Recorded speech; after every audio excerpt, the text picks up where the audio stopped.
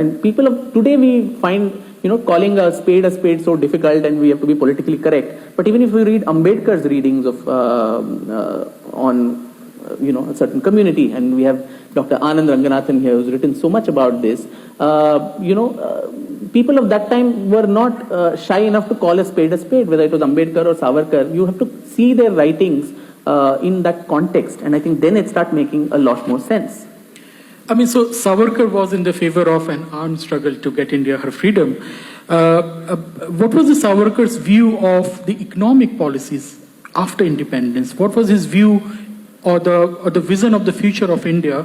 Was it same as the dominant view prevalent at that time, that Asli Bharat gaon mein rehta hai kind of a thing? Or was it a bit different? Was he an advocate of modernization, or let's say the traditional Swadeshi kind of economics?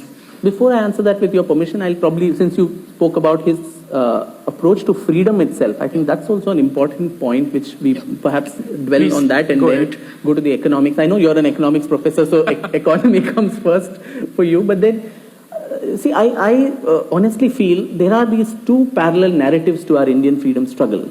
And we, for too long generations, have been indoctrinated, almost, this has been hammered into our head that Sabarmati के संत तूने कर दिया कमाल, दे दी हमें आज़ादी बिना खड़ग बिना भाल, which is fine. I mean, it's great. No disparaging of anybody's contribution. And the mass movement that Congress brought in place under Gandhi got people together, got us to think as one nation. All of that is fine. But then the unbroken chain of an armed struggle that lasted right from the 1857 War of Independence, which in fact was what Savarkar had coined, the first War of Indian Independence, which he wrote that seminal book also, which inspired future revolutionaries, Bhagat Singh and Netaji Subhash Chandra Bose and others. From then on to the 1946 naval mutiny, there has been an unbroken trend of armed struggle, which has been the subaltern voice of our freedom struggle, which has never been brought to the fore.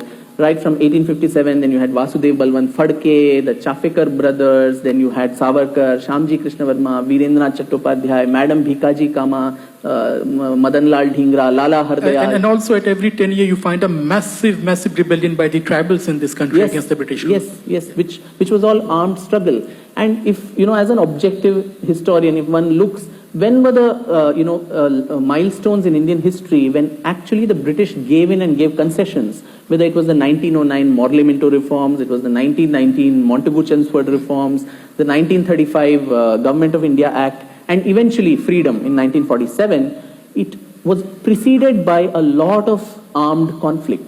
Before 1935, you had the Bhagat Singh episode, you had Kakori case in the late 20s, and all of that happened before. Every time they were faced with armed struggle, that was when their back was bent and they were made to give concessions.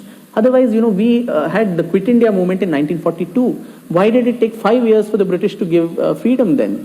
So in fact, when Clement Attlee has that famous statement, what was the reason for you, the British Prime Minister who signed the instrument of transfer of power to India, he says the main reason was the naval mutiny in Bombay in 1946. So this parallel story that has never been told to our people, I think that becomes very important. And in that parallel story, I posit Savarkar right in the center, more as an intellectual, someone who provided an intellectual corpus to this armed struggle, giving a purpose to revolution, giving a meaning to revolution. And the model was the same: infiltrate the British Indian Army, train yourself militarily, and then do a rebellion within the army. And then the entire edifice of the British Empire, on whom the sun never sets, will set in no time, because they have to, they'll then be so, demoralized that they will not be able to carry on. So that was the concept, and the jury is out, and I think now people are revisiting that history, saying what exactly brought us freedom. And isn't it strange that 72 years after freedom, we don't even know what brought us freedom?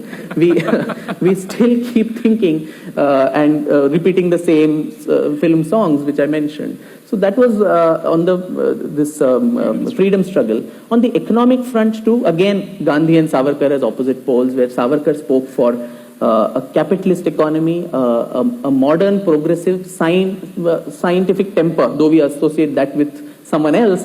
But I think the original scientific temper was with Savarkar in the 1934 Bihar earthquake. Gandhi says this is it's a curse of God. The Bihar earthquake happened